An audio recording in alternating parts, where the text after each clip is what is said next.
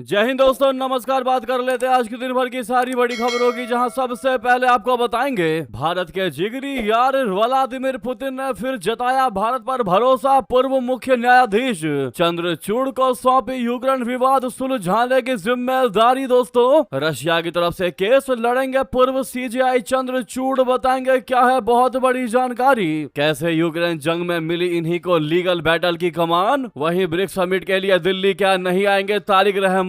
गुस्से में बांग्लादेशी गृह मंत्री, हसीना कार्ड खेलना बंद करे भारत दिया गीदड़ भवगी। बताएंगे क्या है जानकारी, क्या वाकई में तारिक रहमान नहीं आएंगे भारत। वही बताएंगे ताइवान को छोड़ अरुणाचल पर चीन बढ़ा सकता है विवाद। माओ के 5 फिंगर प्लान पर दिखाई दे रहे हैं जिनपिंग। दोस्तों, वहीं पीपीए की रिपोर्ट से कैसे बड़ी टेंशन बताएंगे। साथ ही साथ पाकिस्तान के सीक्रेट बजट पर अमेरिका ने मांगा जवाब। कहा सेना और आईएसआई पर कितना खर्च किया, उसका जवाब चाहिए। बताएंगे क्या है जानकारी। दोस्तों, एक से एक बेहतरीन से बेहतरीन अपडेट आपको बताएंगे, बस आप वीडियो के अंत तक बने रहिएगा। और खबरों में आगे बढ़ने से पहले देश भारत के संप्रभुता अखंडता का पुरजोर समर्थन करते हैं और भारत की कूटनीति सबसे बेस्ट मानते हैं, तो वीडियो को लाइक करके चैनल को सब्सक्राइब करके बेल आइकन दबा के कमेंट में जय हिंद अवश्य कहिएगा। बात करते हैं पहली सबसे बड़ी खबर की, जहां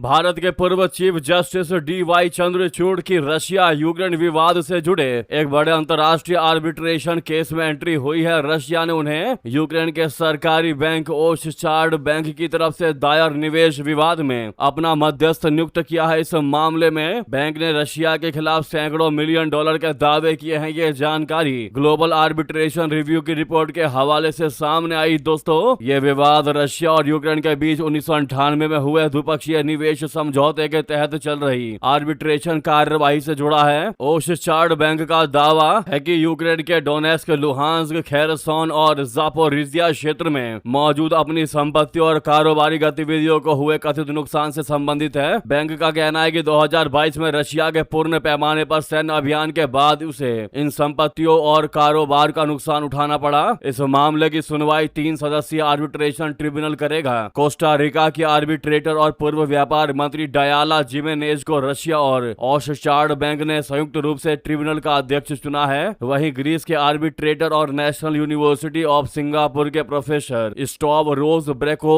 लाकिस को ओशचार्ड बैंक ने नियुक्त किया है। रशिया की तरफ से पूर्व सीजीआई चंद्रचूड़ को चुना गया है। खास बात यह है कि रशिया की तरफ से चंद्रचूड़ को आर्बिट्रेटर बनाए जाने का यह पहला प्रस्ताव नहीं था। रिपोर्ट के अनुसार उन्होंने इससे पहले रशिया से जुड़े कुछ अन्य निवेश विवादों में भी आर्बिट्रेटर बनने के प्रस्ताव को ठुकराया था। इनमें विंटर शॉल डिया और यूक्रेन की सरकारी पावर ट्रांसमिशन कंपनी उक्रेनो से जुड़े मामले शामिल थे। दोस्तों, विंटर शॉल मामले में चंद्रचूड़ को परमानेंट कोर्ट ऑफ आर्बिट्रेशन ने नियुक्ति संबंधी भूमिका भी दी थी, लेकिन रशिया की तरफ से संपर्क किए जाने की जानकारी सामने आने के बाद उन्होंने उस भूमिका से खुद को अलग कर लिया था। ग्लोबल आर्बिट्रेशन रिव्यू के मुताबिक चंद्रचूड़ ने 2025 में भारत के निवेशक, राज्य विवादों और आर्बिट्रेशन व्यवस्था पर भी बात की थी। दोस्तों, आपको बता दें कि पूर्व सीजीआई के रूप में चंद्रचूड़ का कार्यकाल नवंबर 2024 में समाप्त हुआ था। इसके बाद भी वो अंतर्राष्ट्रीय कानून और मध्यस्थता के क्षेत्र में सक्रिय रहे हैं। जून 2026 में उन्होंने लंदन इंटरनेशनल डिप्यूट्स वीक के दौरान भारत में निवेश संधि, मध्यस्थता और आर्बिट्रेशन के विकास पर भी चर्चा की थी। ओशचार्ड बैंक विवाद में उनकी नई भूमिका अंतर्राष्ट्रीय मध्यस्थता के क्षेत्र में उनके लिए एक महत्वपूर्ण जिम्मेदारी मानी जा रही है। दोस्तों, यह बहुत बड़ी बात है कि व्लादिमीर पुतिन इस बड़े ही गंभीर मामले में भारत के न्यायाधीशों पर भरोसा करते दिखाई दे रहे हैं। दोस्तों, बहुत बड़ी बात है वाकई में। ऐसे में अगर आप भी मानते हैं कि पूर्व मुख्य न्यायाधीश चंद्रचूड़ जी यूक्रेन विवाद सुलझाने की जिम्मेदारी को पूरे दिलो जान से निभाएंगे और इसमें सफलता हासिल करके ही लौटेंगे, तो कमेंट में ऑल द बेस्ट या फिर best of luck Chandrachud ji comment में कह दीजिएगा आप लोग। और सामने लाइक का बटन अभी तक लाइक नहीं किया तो वीडियो को देखते देखते लाइक कर दीजिएगा। वहीं आपको बता दें, बांग्लादेश के पीएम तारिक रहमान कथित तौर पर ब्रिक्स समिट के लिए भारत नहीं आएंगे। जी हां, सितंबर में दिल्ली में होने वाले इस समिट के लिए भारत ने तारिक रहमान को न्योता भेजा था। बांग्लादेश सरकार ने अभी तक आधिकारिक तौर पर इस पर कुछ भी नहीं कहा है। ढाका का कहना है कि तारिक रहमान के दिल्ली दौरे पर फिलहाल विचार हो रहा है। दूसरी ओर ढाका की सत्ता के करीबी सूत्रों का दावा है कि तारिक रहमान ने दिल्ली नहीं जाने पर फैसला ले लिया है। ढाका में शेख हसीना को दिल्ली से मिल रहे समर्थन पर काफी नाराजगी है। बांग्लादेश बांग्लादेश के गृह मंत्री ने एक सख्त बयान में कहा है कि भारत को हसीना कार्ड खेलना बंद कर देना चाहिए। प्रोथोमोलो की रिपोर्ट के मुताबिक दिल्ली में शेख हसीना को पत्रकारों से सीधे बात करने का मौका मिलने के बाद बांग्लादेश भारत संबंधों में नया तनाव पैदा हुआ है। इस माहौल में यह तकरीबन तय हो गया है कि प्रधानमंत्री तारिक रहमान 12 से 13 सितंबर को दिल्ली में होने वाले ब्रिक्स शिखर सम्मेलन के आउटरीच सत्र में शामिल नहीं होंगे। जी हाँ, सही सुना आपने दोस्तों। बांग्लादेश सरकार के कई उच्च स्तरीय सूत्रों ने प्रोथोमोलो को बताया कि हाल की घटनाओं के बाद रहमान ने ब्रिक्स आउटरीच सत्र में शामिल होने की संभावना अब खत्म हो गई है। भारतीय प्रधानमंत्री नरेंद्र मोदी जी ने बिम्स्टेक के मौजूदा अध्यक्ष के तौर पर तारिक रहमान को इस सत्र में शामिल होने के लिए आमंत्रित किया था। तारिक रहमान को 14 जुलाई को ढाका में भारतीय उच्चायोग के माध्यम से बांग्लादेश के विदेश मंत्रालय को भेजे गए राजनयिक पत्र के जरिए न्योता दिया गया था। बिम्स्टेक बंगाल की खाड़ी के देशों का क्षेत्रीय संगठन है। ब्रिक्स के आउटरीच सत्र में आमतौर पर चुने हुए गैर सदस्य देशों और क्षेत्रीय संगठनों के नेताओं को न्योता दिया जाता है। बांग्लादेश के गृह मंत्री सलाहुद्दीन अहमद ने भारत को शेख हसीना की दिल्ली से राजनीतिक गतिविधियों को लेकर सख्त रुख दिखाया है। अहमद ने कहा कि अगर दिल्ली शेख हसीना को भारतीय जमीन से राजनीतिक गतिविधियां करने की इजाजत देता है तो फिर उसे बांग्लादेश के साथ दोस्ताना रिश्ते बनाए रखने पर फिर से सोचना विचार करना होगा। अहमद ने कहा कि भारत सरकार हसीना कार्ड खेलकर बांग्लादेश के साथ दोस्ती नहीं कर सकती। भारत को चाहिए कि वो हसीना को बांग्लादेश के खिलाफ राजनीतिक बयानबाजी की इजाजत न दे। नई दिल्ली को समझना चाहिए कि बांग्लादेश उसके साथ आपसी निर्भरता और संप्रभुता के सम्मान के आधारित रिश्ता चाहता है। तो देखा आपने दोस्तों, शेख हसीना ने प्रेस कॉन्फ्रेंस क्या कर लिया भारत में, जबकि भारत ने क्लियरली कहा कि भैया ये प्रेस कॉन्फ्रेंस भारत सरकार की तरफ से आयोजित नहीं किया गया था, बल्कि शेख हसीना का निजी विचार था और प्राइवेट मीडिया ने उनका इंटरव्यू लिया या प्रेस कॉन्फ्रेंस लिया। इसमें सरकार का कोई भूमिका नहीं है, कोई रोल नहीं है। लेकिन उसके बावजूद भी दोस्तों अब बांग्लादेश जो है वो शेख हसीना कार्ड खेलता नजर आ रहा है और दिखाने का प्रयास कर रहा है कि हम शेख हसीना के द्वारा दिए गए उस इंटरव्यू और उस इंटरव्यू के लिए दिए गए इजाजत की वजह से अपने राष्ट्रपति तारिक रहमान को भारत में नहीं भेजेंगे, ये कहकर चेताने का प्रयास कर रहा है भारत को बांग्लादेश। दोस्तों क्या है इस मुद्दे पर आपकी राय? क्या आपको नहीं लगता कि बांग्लादेश ऐसा कदम उठा करके अपने ही पैर पर कुल्हाड़ी मारेगा? अगर तारिक रहमान भारत नहीं भी आएंगे तो भारत को कोई फर्क नहीं पड़ने वाला, उल्टा बांग्लादेश का ही नुकसान है। जिनको भी ऐसा लगता है अपनी राय दीजिएगा दोस्तों। लेकिन वहीं बता दे, चौंका देने वाली खबर ये भी सामने आ रही है।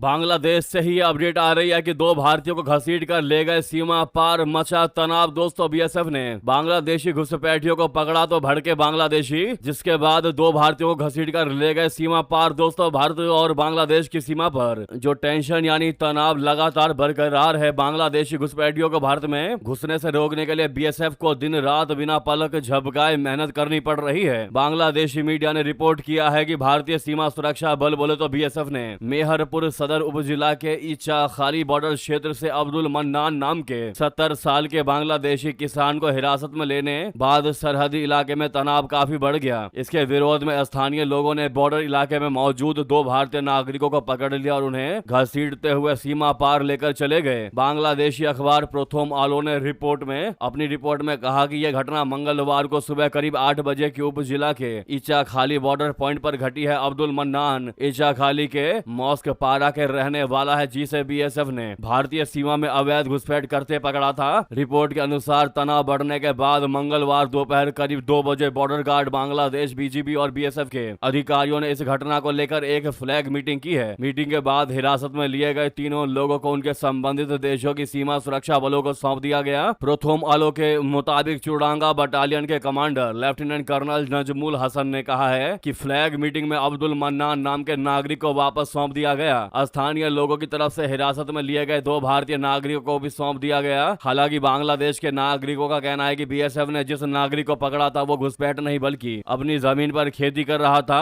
तो यह लेटेस्ट अपडेट दोस्तों बांग्लादेश बॉर्डर पर तनाव को लेकर। उधर आपको बता दें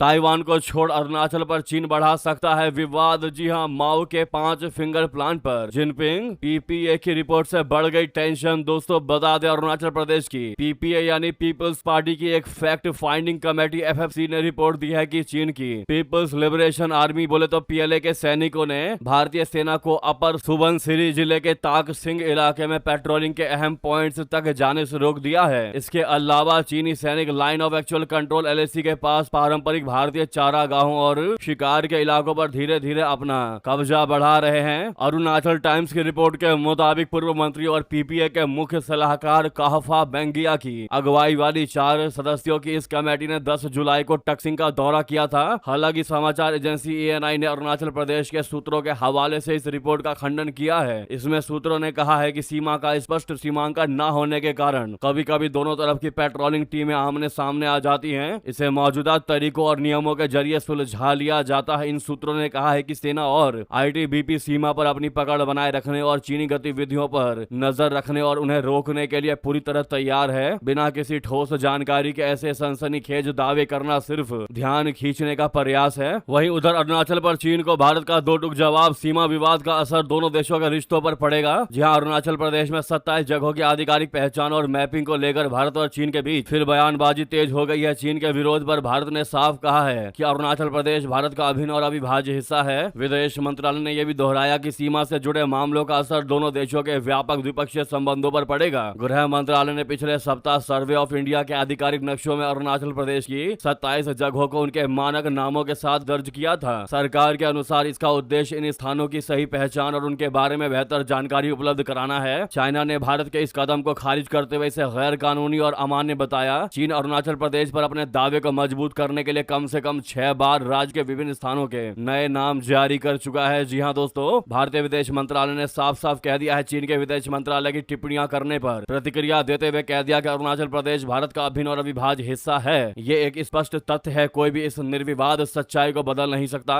भारत ने इस बयान के जरिए अरुणाचल प्रदेश पर चीन के दावे को एक बार फिर पूरे तरीके से खारिज कर दिया। अगर आप भी मानते हैं कि अरुणाचल भारत का अविभाज्य हिस्सा था, है और रहेगा, तो इस वीडियो को लाइक कर दीजिएगा और कमेंट में यह बात अवश्य लिखिएगा। वहीं बता दें, सेना और आईएसआई पर कितना खर्च, हिसाब दो पाकिस्तान। जी हां, सीक्रेट बजट पर अमेरिका ने मांगा, उससे जवाब बता दें। पाकिस्तान के सीक्रेट बजट पर अमेरिका ने सवाल खड़े कर दिए हैं। अमेरिका ने पाकिस्तान से तगड़ा जवाब मांगा है कि अपनी सेना और आईएसआई पर आप कितना खर्च करते हो, इसका पूरा हिसाब बताओ। अमेरिकी विदेश विभाग की ओर से पाकिस्तान से सीक्रेट बजट का पूरा हिसाब किताब मांगा गया है। अमेरिकी विदेश विभाग ने राजकोषीय पारदर्शिता रिपोर्ट 2026 में पाकिस्तान के वित्तीय मामलों को लेकर टिप्पणियां की है और कहा है कि इसमें और ज्यादा पारदर्शिता लाने की आवश्यकता है। जी हां, रिपोर्ट में खास तौर पर सैन्य और खुफिया एजेंसियों के बजट को संसदीय या नागरिक निगरानी के दायरे में लाने और सरकारी कर्ज संबंधित जानकारी सार्वजनिक करने पर जोर दिया गया। अमेरिका ने पाकिस्तान को सलाह दी है कि वो न सिर्फ बजट प्रस्ताव समय पर जारी करे, बल्कि इसमें और भी ज्यादा ट्रांसपेरेंसी लेकर आए। यह भी कहा गया है कि सरकार इस बात की पूरी जानकारी दे कि वो मिलिट्री और खुफिया एजेंसी के बजट पर कितना खर्च करती है। अमेरिका ने पाकिस्तान से आखिर क्यों मांगा ऐसा हिसाब, अब आपके मन में उठेगा ये सवाल, तो बता दें। दरअसल अमेरिकी सरकार के आधिकारिक आंकड़ों के अनुसार साल 2025 में अमेरिका ने करीब 67 से 78 मिलियन डॉलर की आर्थिक सहायता पाकिस्तान को दी है और जुलाई 2026 में पाकिस्तान ने अमेरिका से 10 अरब डॉलर की मुद्रा स्थिरता सुविधा मांगी थी, लेकिन अमेरिका ने इसे अभी तक मंजूरी नहीं दी है। अमेरिका जिन देशों को आर्थिक सहायता देता है, ऐसे देशों की हर साल जांच करता है और इसके पीछे का मकसद ये सुनिश्चित करना है कि अमेरिकी टैक्स पेयर्स का पैसा सही जगह लगे और बजट को लेकर पारदर्शिता बढ़े। इसी वजह से अमेरिका ने पाकिस्तान से यह हिसाब मांगा है। दोस्तों साथ ही साथ आपको बता दें, पाकिस्तानी लड़ाकू विमानों की बलूचिस्तान में अंधाधुंध बमबारी, 20 लोगों की मौत, सैकड़ों हुए बेघर। जी हां, पाकिस्तानी सेना ने बलूचिस्तान में एक बार फिर हवाई हमले किए हैं। बलूच मीडिया ने बुधवार को अपनी रिपोर्ट में बताया है कि पाकिस्तानी लड़ाकू विमानों ने सोराब के गिरदार इलाके के गोंधन में कई जगहों पर अंधाधुंध बमबारी की है। इसमें कम से कम 20 आम नागरिक मारे गए हैं और दर्जनों लोग घायल हुए हैं। बमबारी की वजह से दर्जनों घर हमले में तब्दील हो गए हैं। पाकिस्तानी एयरफोर्स ने ऐसे समय में बलूचिस्तान में बमबारी की है जब प्रांत में पाक आर्मी और सरकार को लेकर गुस्सा चरम पर है। वहीं